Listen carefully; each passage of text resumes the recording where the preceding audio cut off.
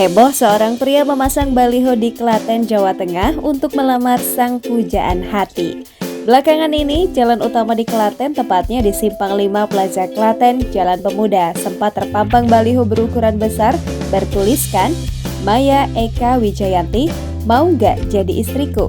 alias "Will you marry me?" Baliho tersebut dipasang oleh seorang pria yang ingin mengajak kekasihnya menikah. Keberadaan baliho itu membuat penasaran netizen. Ihwal siapa yang memasangnya?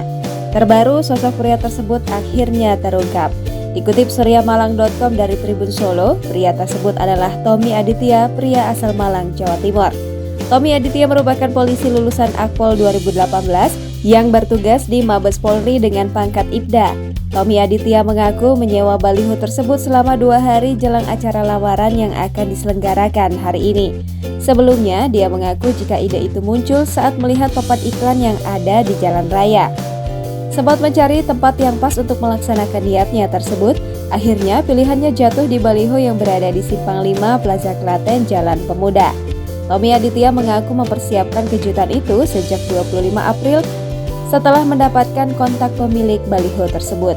Berbekal foto sang pacar yang diambil menggunakan gawai, dirinya meminta bantuan temannya untuk membuat desain baliho tersebut. Untuk mewujudkan idenya itu, dirinya mengaku merogoh kocek hingga jutaan rupiah untuk 2 hari. Jangan lupa subscribe, share, komen, dan like ya!